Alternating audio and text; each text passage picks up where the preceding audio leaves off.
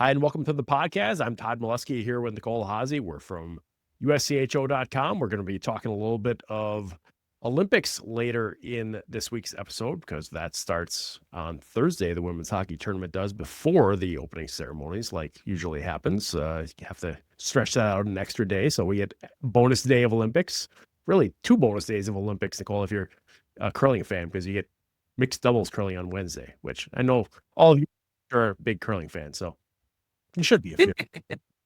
I'm a big fan of every obscure sport possible when it comes to the Olympics. The greatest thing about the Olympics is the sports you never see. And my summer Olympic sport is handball. And I'm like, I just love watching elite level handball for no good reason. So there you go.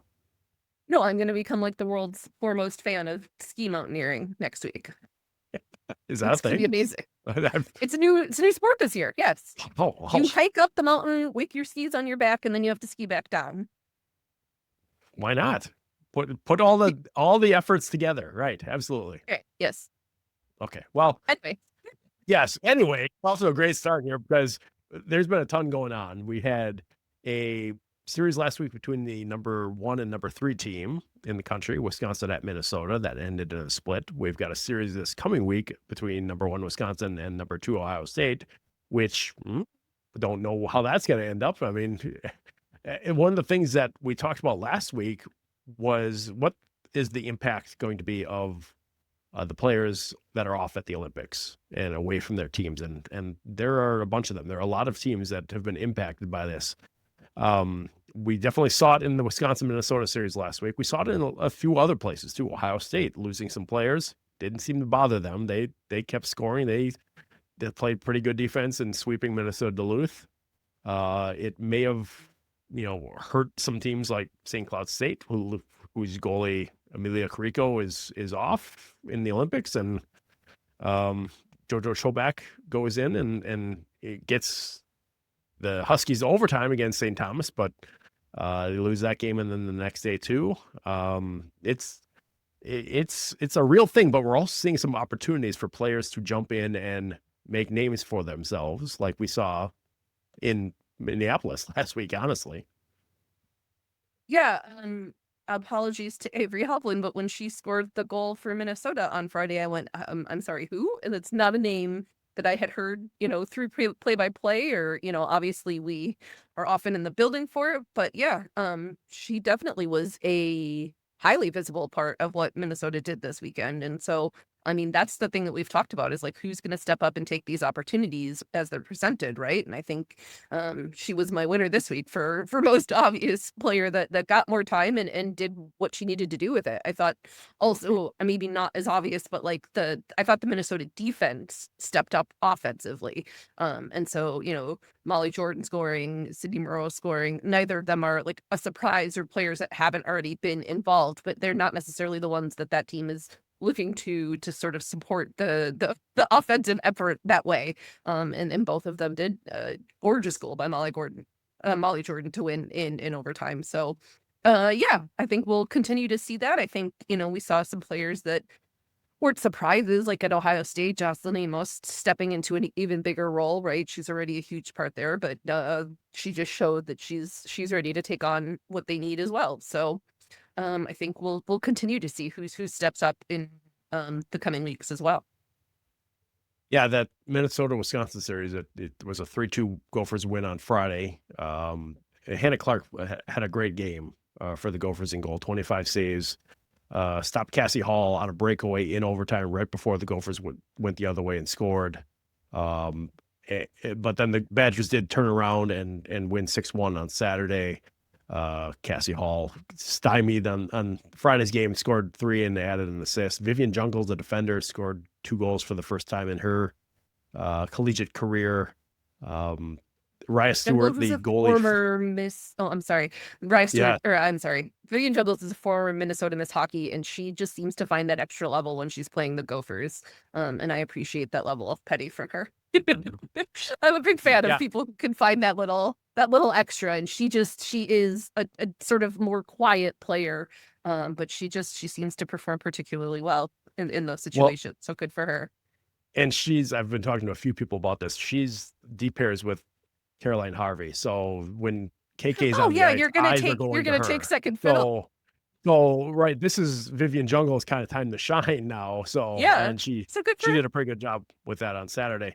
Mariah Stewart, the goalie for Wisconsin, who is making her first WCHA start with Ava McNaughton off at the Olympics, made 24 saves on Saturday for the win there. Wisconsin stays 2 points ahead of Ohio State and is now up 5 on Minnesota with 3 weeks left in the WCHA regular season. We'll try and kind of give you an idea where some of these conference races stand as we go through things this week. But I wanted to turn to Ohio State right away because they had Minnesota Duluth in their building, got a 6-2 win Friday and a 3-1 win on Saturday.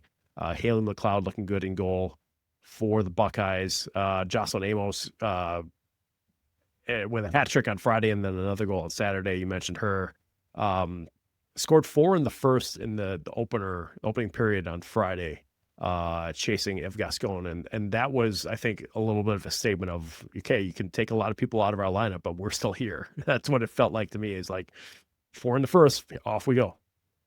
I mean, they were playing with 13 skaters, I think, which is impressive on its own, right? Like to go out and just play 2 complete games that way. So to do that, and then to, like you said, to do it emphatically, to score 4 against anyone, but we know how good Ev Gascon is.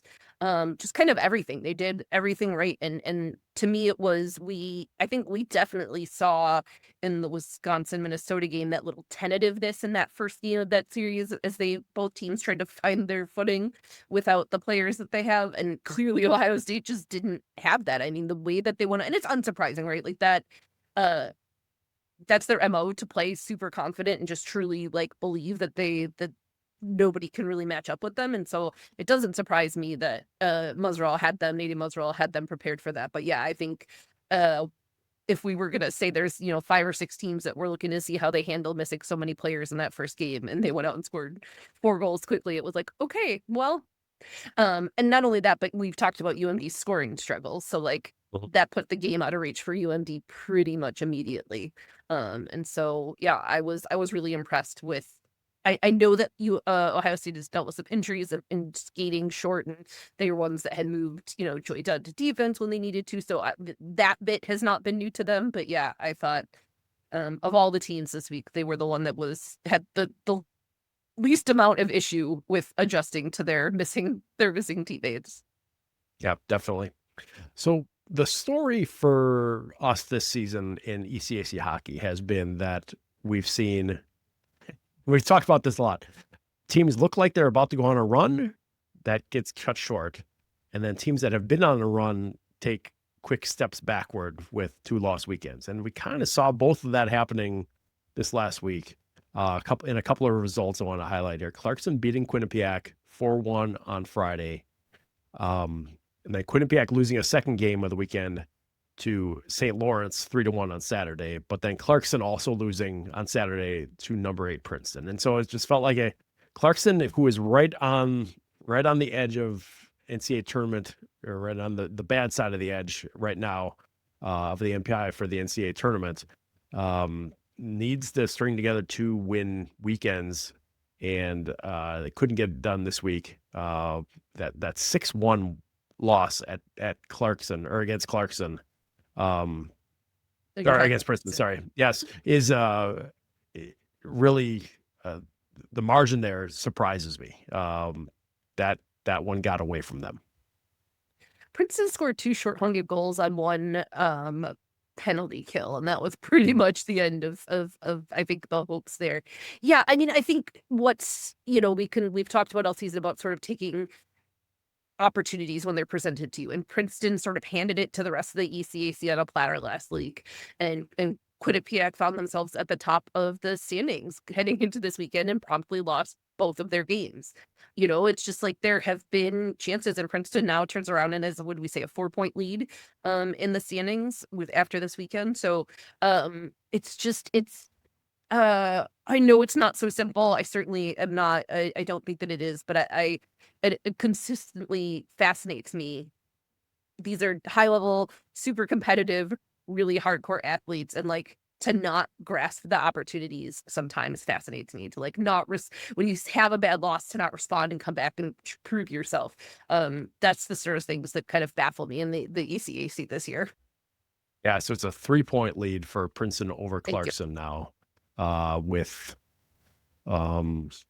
what did we decide? How many weeks did we decide they have left? They only have 2 weeks. Yeah, 2 4 weeks left in the games. season. Okay. Yeah. So The ECAC and the AHA, right, are the ones right. that are only have 2 weeks, and everybody else has 3, Yes, I that sounds right. believe. So yeah, some important results there too for Quinnipiac, who came into the weekend on a 7-game winning streak. That ends with the loss to Clarkson, but then losing to unranked St. Lawrence on Saturday kind of hurts in Takes an a few NPI different hit, ways yeah. there. Yeah, big NPI hit, but also now they're down in 4th place behind Princeton, Clarkson, and Yale. So I mean, like, still from a fan perspective, amazing to go Sure. for Princeton to be at the top, to go, Quinnipiac the next week, and now Quinnipiac loses 2 games and they're in 4th. Like, amazing for the chaos of it all. And I'm still, I think it's so much fun that we're this far into the season, and 1 or 2 losses can just change things. Like not only you taking care of your stuff, but everybody else too. But yeah, how frustrating for them. And they've had such a strong, consistent season, and probably one of the best in recent memory for Quinnipiac, and now to come at this point and have that happen. And it just has seemed super detrimental to their postseason hopes, just in terms of like who they could draw in the ECAC tournament and then also NPI. Yeah, Emma Sophie Nordstrom with 35 saves for St. Lawrence in that win on Saturday. Another one to mention, upset out of ACAC hockey last week on Saturday. Harvard beating number 12 Cornell 3-1. Zoe Busamra, I'm sorry, I probably got that one wrong, but scored 2 goals. So for And for what the did Ainsley Crimson, Tuffy do? made 72 saves. saves. That's all I know. Yeah, right. That's all she I does. think it was like 47 or 48. Yeah, it was a lot. Well, we're starting to see where the lines are being drawn in ECAC hockey a little bit, where the difference between 4th and 5th means you get a bye or you play in the first round, right? And 4th right now is Quinnipiac at 35.5 points. 5th is Brown at 32. 6th is Cornell at 31.5. So obviously a lot can change over 2 weeks, but we've seen a lot change in 2 weeks in the ECAC pretty regularly this year. But that's starting to shape up as the gap between 4 and 5 there. Yeah, that's not, I mean, insurmountable, but in 2 weeks, that's a lot of room to make up. Like, I would imagine. Yeah, I was looking. Unless someone goes Quinnipiac 4-0 has with Harvard, Dartmouth, Brown, and Yale left on their schedule. So yeah. So that that feels I like mean a bit of a trap schedule. it is a little bit, but I mean it does feel like there is opportunity there for some teams to at least make a run at either solidifying the top 4 spot or For sure. Yeah. climbing back into to one of those. And I don't think I'm feeling secure necessarily if I'm Yale with 36 points either. That's No, yeah, it's right on that edge of like, well, normally I would say like, wow, I would be shocked for that a bunch of that to flip, but the movement we saw in the top 4 in the last 2 weeks makes me feel like anybody's gonna like has the opportunity to flip that pretty easily at this point. What's gonna be interesting is the half points. If we see ties, I mean, we hate them, and I hate one conference having it different from everybody else. But also, when we're this close, that's going to fascinatingly come into play. Sure. A big series last weekend in Hockey East with Northeastern playing Holy Cross in a home and home-ish series because, like we've talked about, Northeastern doesn't really have a home, so they played their quote-unquote home game at Walter Brown Arena at BU. That ended up a 2-2 tie on Thursday night after Holy Cross jumped out to a 2-0 lead. Northeastern rallied in the back half of the third to get a 2-2 tie. Jules Constantinople scoring with 31 seconds left to force overtime. No winner there, but Northeastern did get the extra point with a 1-0 shootout win in 6 rounds. So that was a kind of a stalemate for most of that one, but Northeastern did win the Saturday game at Holy Cross 2-1. And so that 5-point weekend for the Huskies opens up a 13-point lead in Hockey East with 6 games left. So pretty much settled there, as much as anything really is settled. But yeah, that's a bummer of a series for Holy Cross, because I think in any other set of circumstances, they'd be real happy with a 1-goal loss and a tie and shootout loss against Northeastern. Like, that's massive improvement for them. But they're sort of not really on the bubble. They're on the bubble of the bubble. But I mean, they have some hopes right now, and to pull some points there more than they did would have been really big for them. And so I hope that even though they're disappointed in not getting a win or not holding on to that game, that was Thursday, right? That was a weird. It was a really great series from Holy Cross, and I felt kind of like prove that.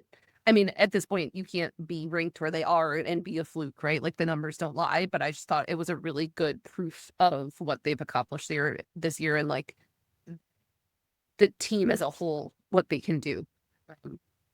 Northeastern had that because they pulled their goalie and had the extra attacker. So like that Holy Cross is doing that to a team and pushing them to the very limit, I think is so cool and so huge. And I hope that it's just a sign of what else we could expect from them coming forward.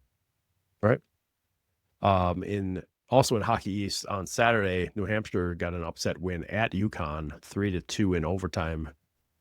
Julia Cabral scoring the goal for the win there. Noemi Martinez, 49 saves for the Wildcats there. That's a pretty good night's work, especially in an upset, that getting that done. And UConn, that, I mean, it didn't look like it pushed them down, I believe, in the MPI. I don't have They're the 6.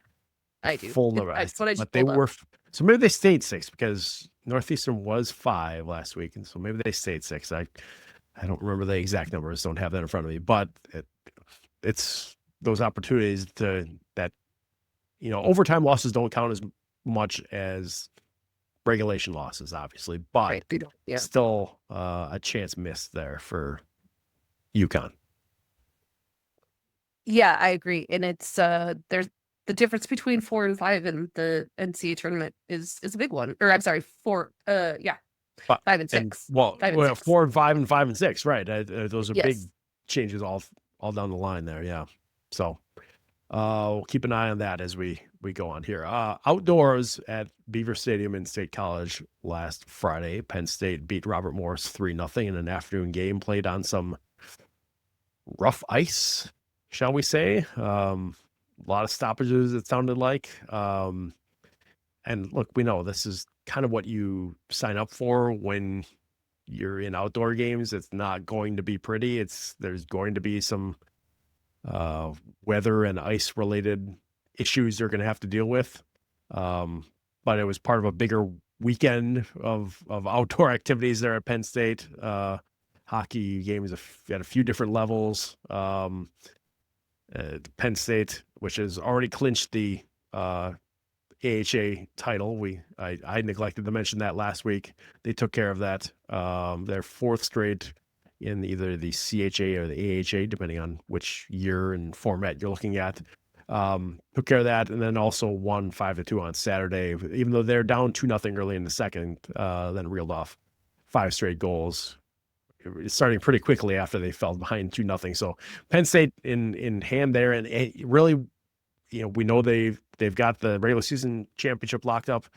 They're playing for that number 4 or better overall seed in the tournament, because if they get that means their road to a championship, they don't have to leave their building.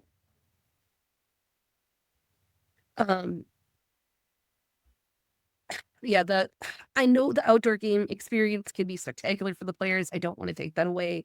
I I literally turned the game off because we were standing around for so long trying to figure out difficulties. Like there was no continuity to that game, and that sucks because it was a conference game. And so, I mean, I guess it doesn't matter that since the conference is already wrapped up, and I'm glad that it didn't matter to the greater, that like Robert Morris wasn't, looking, I don't know. It also just, it makes me mad. There 77,000 people watched the men's game, and 1,800 was the announced attendance for the women's game. And that seemed really generous based on the TV views. That was a new attendance record for Penn State women's hockey, which is also a bummer. Like just all around, like that. What was this super exciting thing on the men's side was just a super bummer to me on the women's side. I hope that it was a good experience for the players. But yeah, just not ideal situation. Also, the women had to play at 1:00 on Friday afternoon, so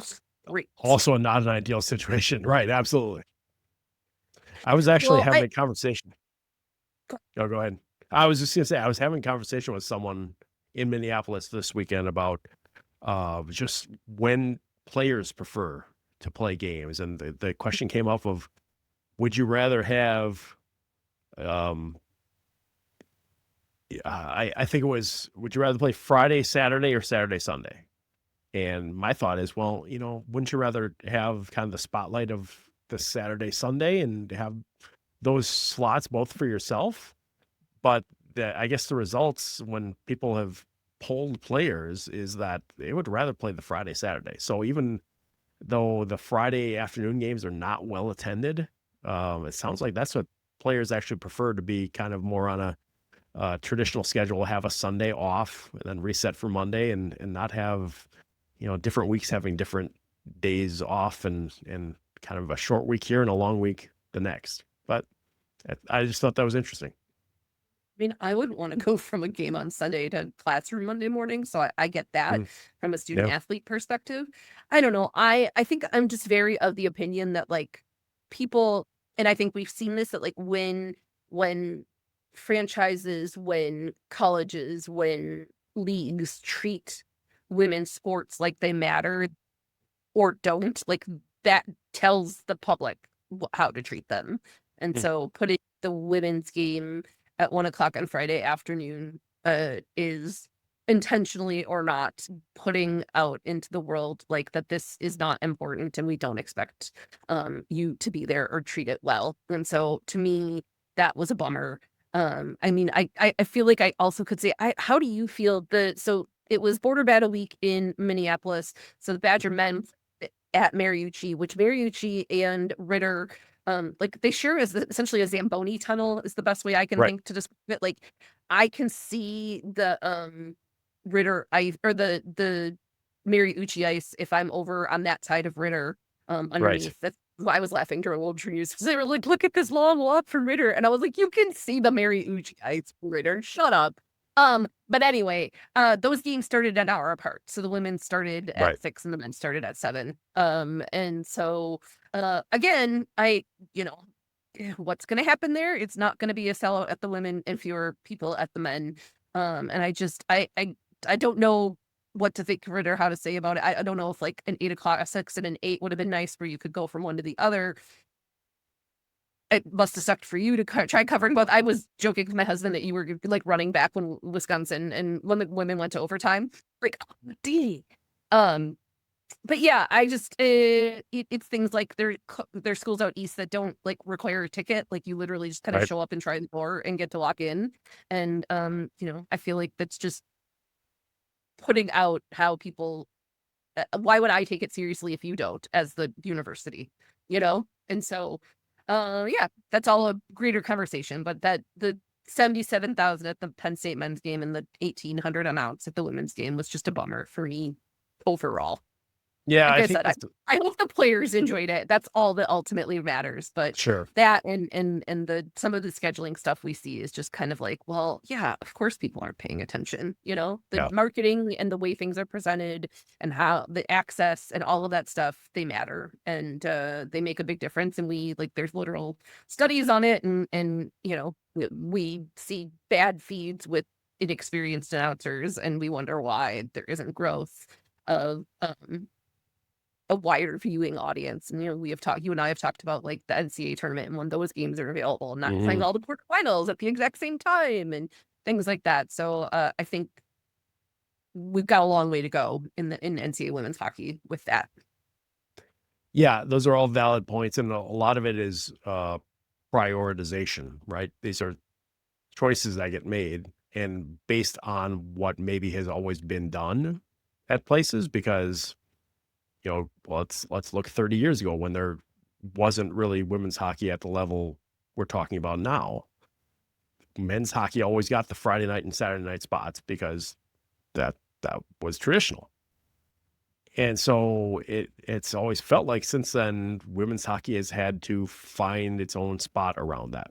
And whether that's on nights when the men's team is not there or on days before the men's game, when we're talking schools that play their men's and women's games in the same buildings, it really does feel like a convenience of historical, what's always been done. And for me, it's frustrating to look at it. I mean, this year the Gophers and the Badger men was a better matchup, was on paper. On paper. But like looking at, you look at those things and you're like, these are two of the top teams in the country. Obviously the Olympics took away some, but like the idea Wisconsin, Minnesota playing each other was on BTN Plus, was not hyped at all, was not like, there was so much opportunity there that should be absolutely prime time. Both schools should be talking about it and pushing it out on their socials. And it's just, it isn't. It's like, I feel like both schools are very sort of ambivalent about like, yes, we have good women's hockey programs. That's great and all, but like it's not marquee to them. And so, the Penn State outdoor game being at the same time didn't help with BTN as well. But I feel like there have been a couple of key marquee matchups we've seen, not just in the WCHA, in the ECAC, when you've got these high-ranked teams playing each other, and like it just feels like, the teams aren't even tweeting about it or sharing goal videos, and it's just like these all could be hyped and made to be bigger than they are, and tell people what a big deal this is and how what great hockey they're going to see, and it still doesn't happen at really a grassroots level from their own schools. It's frustrating because this is an easy sell, particularly in an Olympic year.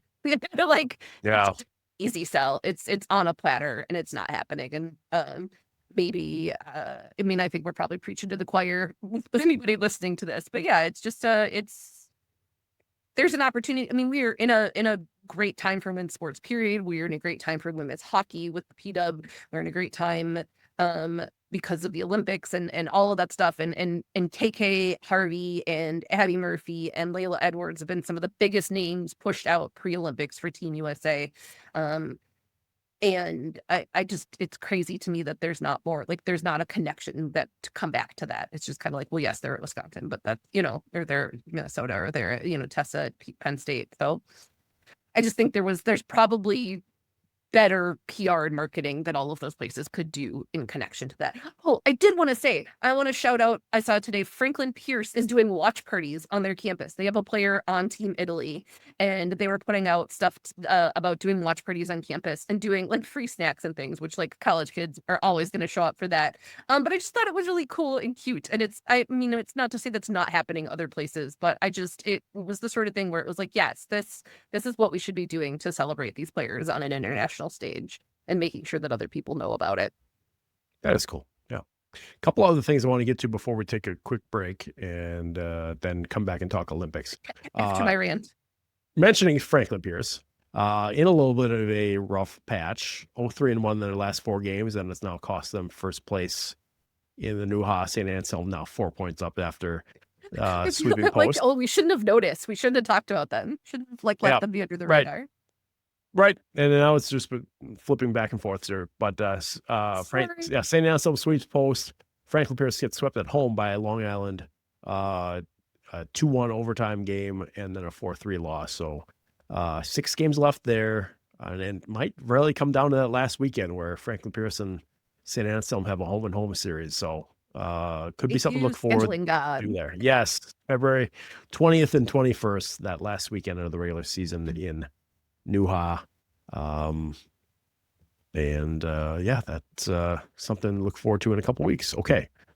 We've covered last week. When we come back, we're going to cover what's coming this week with the start of the Olympics. And then after that, the NCAA games coming up this week. Stay with us on the podcast.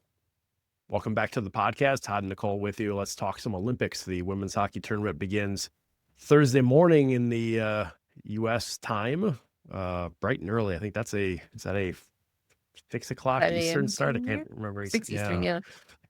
yeah. Yeah. And so it's that one, Sweden, Germany is the one that kicks it off. That's a Group B contest in the format that gets used. Group A is the top 5 teams in the rankings. So US, Canada, Finland, Czechia, and Switzerland, they all automatically move through into the quarterfinals in some order that the round robin of pool play will determine. And the top 3 of the Group B teams, which are Japan, Sweden, Germany, France, and the host Italy, make it into the quarterfinals as well. So that's a format that's been in place for quite a while now, if I'm remembering it right, where they're going the direction of having the best play each other. Worlds used to be like this and then moved away from it, but at the Olympics we're still here. So I think people if kind of forget that this is what we were at. But yeah. I mean, it ensures at least one US Canada game, which I think they are smart to ensure. Yes. Yeah, I But think it'll there's be a interesting. I pretty mean, good the feeling. IHF rankings are so interesting to me. I mean, Switzerland at 5, they're this kind of ongoing. I think Russia would still be like 6th overall in the IHF rankings, even without playing at all in this quad. So yeah, the rankings are interesting to say the least. I think it's really helpful for Switzerland to be 5th and be in that top group. Sweden's got more work to do. And I think, probably a little, and not necessarily unfair, but I think the level of play for Sweden is higher than that would imply. I think Sweden is a team that can compete for a medal at the very least. And so yeah, it'll be interesting. It'll also be, Italy brought in a bunch of players. They have, former Canadian Olympians and a few other players. And so I don't know that they're necessarily someone to count out. And the other interesting team is France, who did not technically qualify, but because Russia was ruled out, France was the best team left, the best second place team left, so they get to be in here. And what's fun for them is France is hosting the next Olympics. So if nothing else, this is a really great experience knowing that they're going to get to do this again in 4 years. So yeah, I mean, I think there's some pretty interesting opportunities for upsets in that bottom group. I don't think I feel like Sweden is the team that I assume will come out of there, and then the other 4 spots, I'm not sure what's going to happen. I don't want to just keep my focus on the fact that it's the US and Canada again, but it just feels like that's what everyone expects, right? When you're maybe taking an outsider's perspective, that's just who's always been there. 95% of the finals seem to be US and Canada. Right? Yeah, I mean, just including Olympics, Worlds and everything. Yeah, I mean, but the Olympics, it's up in all at one. And it just feels like we're on that collision course again, even though, Canada and the US have kind of taken different approaches to how their rosters look, right? Yeah, I mean, Canada doesn't have any collegiate players. They went older. This is something they tend to do anyway. They really prioritize experience, not just like playing years experience, but like having been to the games before. Like they seem to really prioritize that, like the mental game of the Olympics, the strain, the interruptions, all that sort of stuff. Like they seem to think that it is important to have players that can handle that over maybe giving somebody their first opportunity. I mean, to be fair, Canada has been much more successful at the Olympics than the Americans. Like, Canada wins most of the gold medals, which is not what we see across world championships and things. So I don't love Canada's approach overall, but also it is successful for them. So it's hard to like knock whatever they've done, at least until it doesn't work, right? I think for the US, this focus has really been on youth, and I get that, but also like all of the players that are in that conversation about youth have been on Team USA and playing at World Championships the entirety of this quad. Like, none of that, this is not new for any of them. Harvey and Abby Murphy will be in their second Olympics, and so there's this big focus. Everybody keeps talking about how young they are, the youth. And I'm like, I don't know. I mean, they're mid-20s at this point, and they all have several years of international experience. Like, I do get it. I do understand, like, it's a very easy contrast to make. And one of the things about something like the Olympics is we're sort of, all of the storylines will appeal to the lowest common denominator, right? Like, don't look for in-depth analysis for most places. But yeah, I think the U.S. has had this Olympics in mind since that first roster was built post the 2022 games. And so I think, there was a deliberate choice made to go younger, but also to get all those players that experience internationally at different world championships to make sure they would be in the best possible spot they could be heading into these games. I don't put a ton of weight on the fact that the U.S. swept the rivalry series. I don't know. What do you think? I mean, for me, it's hard to like make any sleepy. In the end, like, even world championship gold medal, all this, like, nobody really blows anybody out when it comes to international competition here. Like, it does feel like it's a coin flip, and could be the bounce of one puck, or hitting the post and that sort of thing. Yeah. And that's why, like, when you said, maybe not put as much stock into the rivalry series results, I agree with that because of the scores of some of those games. Some of those really got away, and we don't really see that at the Olympics. We rarely see that at Worlds. It doesn't feel like that was, the real top level competition. Yeah, not indicative of what these teams are capable of. Yeah. Right. So I'm inclined to say, don't put a lot of stock into those results. I will say, however, that I do like the blend of USA's team, in that there's the scoring, there's the grit, there's the experience, and that could be in a couple players too. I mean, it's a group that can, I think, check a lot of different boxes in terms of what kind of games they can win. And that's the thing, there's going to be a lot of games where they can just win, just outskilling the other team. That's probably not going to be the way it works against Canada.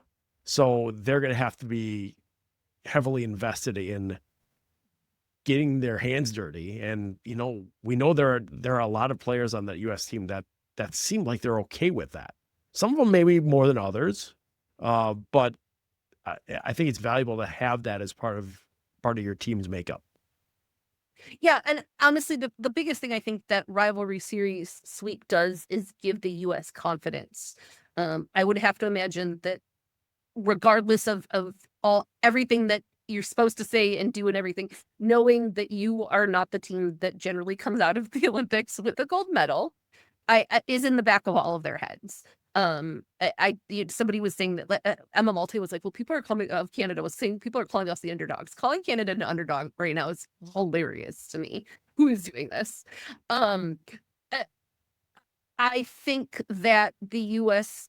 is the one that has to prove themselves. And I think some of what has happened in previous Olympics is mental mistakes and things like that. Like, they had, some games in hand and let them slip away. And so I think having the confidence in themselves is one thing. Going out and proving it game after game in the rivalry series really, I think, is an underrated sort of bonus for them that like they believe in themselves, but the belief played out and they did it consistently, and particularly because the rivalry series has not gone well for them in past years, being Right. reverse swept and things like that. So I think the whole thing is seriously going to be a massive mental game in being prepared, in arriving for the moment, in peaking at the right time. If you are going through Group A and you have a bunch of easy wins, what happens the first time you face adversity, or vice versa? Like, do you get tripped up by Czechia or someone like that in an early round, and can you respond? I think those are all the things that will go into who is going to win, the gold medal here. And I think Canada walks into that gold medal game knowing that, like, no matter what has happened elsewhere, they keep walking out with the gold medal. The only way they didn't Right. in the lifetime of these children on a penalty shootout. So, like, Shootout, yeah. that's, yeah. So, yeah, I don't know. I mean, I would be great to give further analysis to be like, yes, I think this team has the advantage. I think the people that are really putting the US front and center and saying like this team has the advantage, yada yada, use rivalry series, like that feels way overconfident to me in a way that I don't think is serves Team USA or really Team Canada at all. So yeah, it'll be interesting. Thanks to like goaltending, right? Like this is Yeah. Renee having a ton of experience versus Erin Frankel and things like that. At this point, Erin is not a newbie, but she is in this to be the starting goaltender at this point, right? Like we were mixing things up a little more. I don't know. I really think you could flip a coin. I think the interesting thing will be if teams like Finland and Czechia and maybe Sweden are in contention for something other than a bronze medal. Like, can one of those teams trip up US Canada? I think it probably could be easy to look too far ahead and have your eyes in that gold medal game. And so what happened, we've seen it at the Olympics. The US is played for a bronze medal and things like that. So I don't know. I feel like the gap is still too big. I feel like we've seen in World Championships that when we get to quarterfinals and semifinals, it doesn't feel like any one team quite has the ability to put 60 minutes against the North America teams, US or Canada. But what do you think? Do you think there's an opportunity for an upset there? You mentioned US opening with Czechia, and I really like that opening for the US because I think Czechia is on the upswing, and I think this may be the Olympics where they really start to show that, look, we can be in, if not 1 or 2, we can be 3 for sure, and then start to challenge for 1 or 2. Now it doesn't always play out that way. It's still, it's still a shorter tournament, right? Where you play 4 games in pool play, and then you're into the knockout round. So it doesn't always work out that way in that kind of tournament. But I think if the US needs to show something in that game, that they're not just going through the motions in a Olympic opener, they need to look at that as a team that they might be playing in a medal round game, and we'll see there whether what the gap is. I guess it may close over the tournament, it may grow over the tournament, but I think that's a real good indication for the US, that first game of where they're at going into things. And I think Czechia too is probably the team outside of North America most consistently able to put up a physical, fast, and skilled 60-minute game. Generally, with the teams outside of North America, you get some variation of those 3 things in combination, but like not all at 100%. Yeah. You'll see like Sweden is very physical, but usually in focusing on that, they give up, some other things, like they're not going to be as offensive and stuff like that. And so that might end up being, if you face Sweden, might be more like a grinded out game, right? But I think, yeah, I agree that it's really good for the US to hit that as their first game and really be forced to be on their toes and playing their best possible game right away. Ultimately, do opening round games matter for Group A? Not really. I mean, I think anyone in Group A should be able to handle their quarterfinal matchup against, a Group B team or the bottom ranking team in Group A, but it's there's room for error early on. There's a little bit of room for error, but I do think it'll be important for them to set the tone. And again, I think that will test sort of all the different U.S. Facilities in terms of playing physically, not getting pushed out of their game, what happens when systems go to hell, and how you regroup and what that looks like. Yeah, like you said, I think that's a really good early test for them. Yeah. Well, by the time we talk next week, we'll have a bunch of games already in the books to kind of analyze where things might be headed early in the tournament, and we will do that again next week. But for I now, just wanted to say most good. games are scheduled to be on USA Network, and NBC is showing that some of those games will also be on replay at night for people. They'll also all stream on Peacock, but it does look like USA Network is the home of women's hockey live, and most games are taking place sometime between 6 a.m. and 3 p.m. Eastern time. That's the start times. It's like on a 4-game day, it's like 6, 8:30, 10, or 11 and 3 will be your approximate start times. Yeah. One of the helpful hints that I saw, if you don't want to subscribe to Peacock, but you are already subscribed to cable or satellite, you can sign in using that on the NBC Olympics site and get those live games or live everything throughout the Olympics streaming that way too. So that'll be helpful for those early morning games that may not be on live, or there's a couple games that overlap that in the middle of the schedule there. So that'll be fun. I like to tell myself I'll watch the 5 a.m. game, but like let's be honest. It sounds good, but yeah, especially like the 4th day in a row of it. I don't know. It might be one of those ones that I turn on at 5 o'clock, but then by 5:05 I'm back asleep with the TV on. So it has happened before. Okay, we're gonna take a quick pause here. When we come back, we're gonna look ahead to number 1 Wisconsin against number 2 Ohio State and other games upcoming this weekend in NCAA women's hockey. Stay with us on the podcast. Welcome back to the podcast. Todd and Nicole here to wrap things up for the week, talking about number 1 Wisconsin against number 2 Ohio State Saturday and Sunday in Madison. Saturday game is on Big Ten Network, so that one does get a little bit of national run this week, as is very well deserved when these two teams get together. It's going to be the 14th and 15th straight times they've played with both those teams in the number 1 and number 2 spots in the poll. So that just gives you a little bit of a window into what these last few years have been like in women's hockey. A lot of teams chasing these two and not getting there. So mostly because they've only really lost to themselves, the other team in this group. I mean, Ohio State has lost a couple as well to other teams. Wisconsin's lost a few to Minnesota, but really this is what it's come down to in the WCHA and nationally for the last couple of years. And I think there's nothing telling us that we're not headed that direction again. I mean, some other teams are going to have a say about that in the NCAA tournament, but just looking at where this has gone, we might be looking at another national championship game between these two teams. Yeah, I feel like we could end up having mostly the same conversation about these two that we just had about US Canada in terms of it's a coin flip. Right. Yeah, I feel like it was good for Wisconsin to have that bounce back win on Saturday. I think it was good that they did the same thing the last time they lost to Minnesota.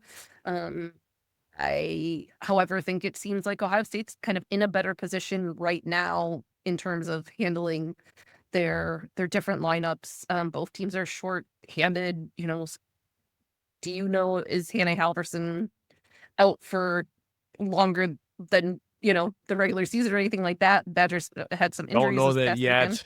Yeah. She was talking like it wasn't going to be as bad as maybe it looked.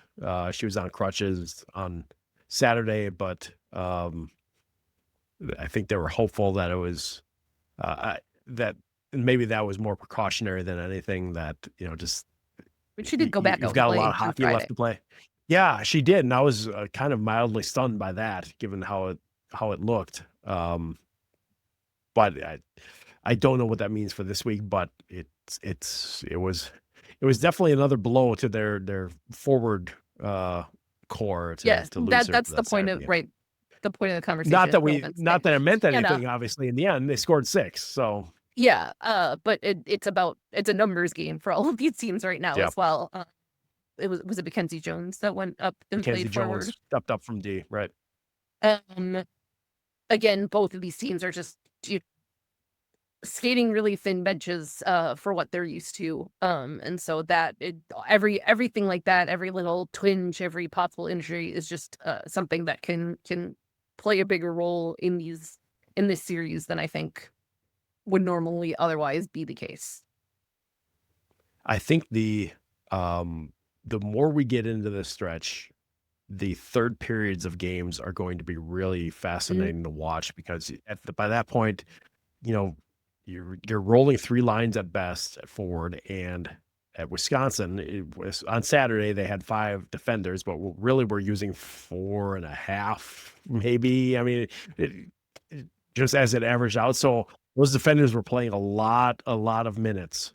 And by the end of a second game of a series, that does add up. And there's some opportunities to, let some things slide that normally don't. And so that might be Yeah, some opportunity in a close to game exploit. Yeah. to take advantage. Yeah. Yeah, I think too, if you think about like, oh, it's not that we're talking, these are two teams that would normally run like through their whole roster, right? Like it would be 4 full lines on offense. And if they do tighten up, then and maybe run, 2 more often or 3 more often. So it's not like I expect everybody on both these two teams to be incredibly fit and game ready, but like we're just putting players in situations they're completely not used to. They're on the ice more, they're being called more often, they're on power play. And that's what's going to change things. It's not that they aren't, fit and in game ready. It's just if the game shortens up and your line is the one that is now sitting on the bench more often in a tight game at the end, and now we're expecting you to not just not have that, but also be playing consistently. Like you said, like by the third period of the second game, it could be quite interesting. Uh, I think the Badgers escaped something with Maggie Scannell, looking like she might have been Yes. injured and not being that would have been a huge blow for them in terms of who's available for them in this short situation. The Badgers did win both the 2 games when these two teams played in Columbus. Wisconsin does tend to be quite good in their home arena, but do you have any feeling? I mean, I think this is most likely to be a split again. Like last weekend, I don't know. Ohio State has Wisconsin this week, Minnesota next week. Wisconsin has a 2-point lead in the conference seeding, so these are some pretty interesting Yeah. games from that aspect as well. And likely NPI. I would imagine if Ohio State takes the majority of points this weekend, that they would move up. Right. I think that's for Wisconsin. If getting a split gets you a little bit closer to some of those goals of, at least getting out. If it's 3 points to 3 points, you never know. A split could mean overtime either way, and that could adjust it. But if they come out of this weekend with a 2-point lead or better in the standings, I think they're feeling pretty good about themselves. And that probably also means they're still on top of the NPI and still on track for the number 1 overall seed. But there's also that chance in the NPI conversation that they could play again right before Selection Sunday for a championship. And that could change things again right there. Happens, So yeah. That's still got a lot of wiggle room there, the NPI discussion, but we're getting down a lot closer to the end of the regular season championship. And I think this is just such an unusual situation with the teams not having some of their best players and having to basically, feel their way through getting through an entire game with the lineups that they have. And I don't know that it's the best way to decide championships, but I do like the fact that Wisconsin is playing Minnesota. Minnesota is playing Ohio State. Wisconsin is playing Ohio State. These teams are playing each other through the stretch, and it's not just get the good games out of the way, quote unquote, good games, that are going to decide a No, championship you gotta fight through this. Yeah. before. Yes. So this is a real test for these teams, and it's it. I really don't know. We saw a little bit of how much depth matters in your lineups last week. Like you were mentioning, Avery Hovland for Minnesota scoring a really important goal to tie that game against Wisconsin. I feel like there's players out there that are going to do that through these next 3 weeks too. And it's just going to have to be, a player that maybe has 2 or 3 goals on the season scoring a big one. And we shouldn't be surprised by that when it happens, I guess. No, the other thing I was going to mention is there wasn't a ton of special teams in the Wisconsin-Minnesota series. And so there usually is in Wisconsin, Ohio State, to put it delicately. And that will be interesting from a Wisconsin standpoint because their top power play unit is all gone.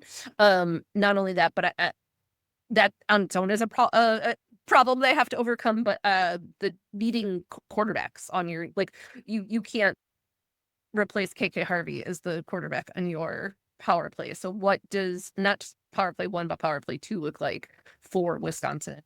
And that's not a thing that really got a lot of time to figure out this past weekend. So if special teams, which I think generally the games are physical, so I imagine that we're going to see more special teams in Wisconsin, Ohio State, and what that looks like could be interesting.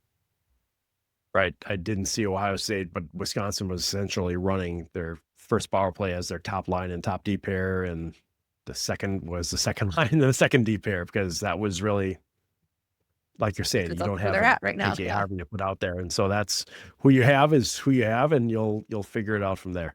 I do want to mention a couple other games going on this weekend. Friday night, number 9 Yale hosting number 11 Clarkson.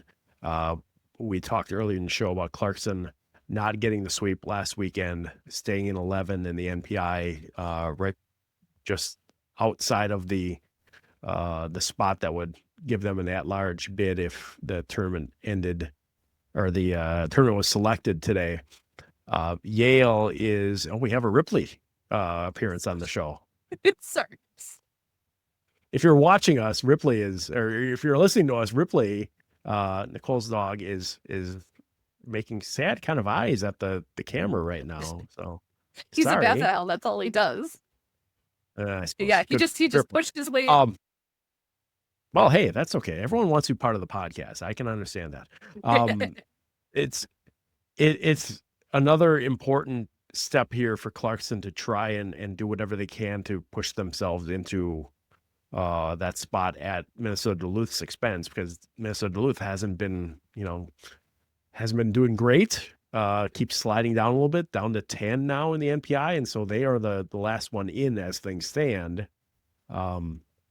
Right, assuming no conference upsets. Right. I mean, I've been loath to ever use the must win, but it sure feels must win for Clarkson, doesn't it? Yeah, I mean, I don't know that they have to necessarily win out, but so, there's no, but against Yale, they need the quality win bonus that would come and things like that. Sure. It feels like this of the games that they've got, this one feels particularly important to me, and also just to sort of right the ship and put them in the right. So they have Yale, Brown, Colgate, and Cornell left on there. So Yale would be the only one with a higher ranking than that. Right. So yeah. That's the one. This is the one that they need, I think, the most. Yeah, that sounds accurate. I'm gonna be really paying attention to what happens when you get to the in the ECAC, the second round of the playoffs, because the teams that get that bye are probably, there's gonna be some teams that are probably in the tournament. You're unless things really go haywire, you're Quinnipiac, Princeton maybe looking pretty good. But then you're going to have some teams that are kind of playing for their lives at that point. So They've already that's going to proven an be ability to pull upsets throughout the year. all right. Yeah. So I'm looking forward to that. There's a lot to play before then, but that weekend is going to be fun to kind of scrutinize what goes down there. Another big weekend here coming up for Quinnipiac, I think, because just had come into last weekend winning 7 in a row, lost 2 games. Now where does it go? You don't want to drop any further in the NPI. You don't want to drop any further in the standings. It's Friday against at Harvard, Saturday at Dartmouth. So we've seen Harvard play pretty well against some of the better teams, or the higher ranked teams in ECAC. Quinnipiac's going to have to be ready to go on that one Friday night. Yeah. Bring your ability to beat the goalie, because it's be tough. It's not going to make it easy. Yeah, I don't think nothing. The ECAC regular season title isn't going to come easy to whomever it ends up being able to grab it. Like, things, Right. There is no easy game. I mean, we said that most of the year, but I think particularly right now, nobody wants to be the team that gets beat. Like, everybody's playing for pride at this point, and it's really hard to. There's no way Quinnipiac isn't feeling the effects of, like, they're upset with themselves. They know what they did wrong and that it could hurt them. So, sorry. I just think that nobody's more conscious of it than they are, but that's a really hard comeback to make, particularly when it feels like these games are must win, and when it's down to the wire. So, they painted themselves into a little corner a bit, and I think if they come out of this weekend very successful, it bodes well sort of for the rest of their postseason. Like, I think they got to sort of prove their mettle a little bit. Does Ripley have any games to watch this week? Ripley will be in approximately this same position while I watch all the games this weekend. I'll be interested in, is we saw LIU be able to, put a wrench in things for Franklin Pierce, and they will be facing St. Anselm this week. So we'll see what LIU can do there to maybe change things up a little bit. And then on Saturday we have Boston College, UConn, and I think that's one of those names that could kind of is less about where they're ranked and can just be about, who, I don't know. I'm not saying it well, but I think it doesn't matter that the BC's, maybe not as highly ranked as they were, or not the same in the standings. I think UConn's got a tough road there to face them. Yes. Well, between the Olympics starting and a bunch of good games in NCAA hockey, there's a ton to watch this weekend. We hope you enjoy that. We hope you check out the schedule and the scores and the stats and everything Nicole writes on USCHO.com, and also at Victory Press. She'll have a bunch of Olympic stuff happening there. Do you have anything you want to tease from the Victory Press side of what you've got coming? I will have previews for every one of the teams, as well as sort of a tournament preview that should have all the links you need for being able to watch and find things. And hopefully in the middle of all this, I'll also get to finish up a story I was writing about Switzerland goalkeeping from U18 up to the senior level. So lots of good stuff coming over there. We also just put a piece out today talking to some PWHL players about their thoughts on expansion. And I thought it was really nice to hear from them in terms of, like, what are the things they want to see align and happen before the teams keep coming into the league. So yeah, definitely check out there. We'll have stuff at USCHO. I'll put up something with the collegiate players over there as well that are in the Olympics. So lots of coverage in both places. All right. If you have any thoughts for us, drop us a line. There's an email address in the show notes. Otherwise, we thank you for joining us this week. We will talk to you next week on the podcast.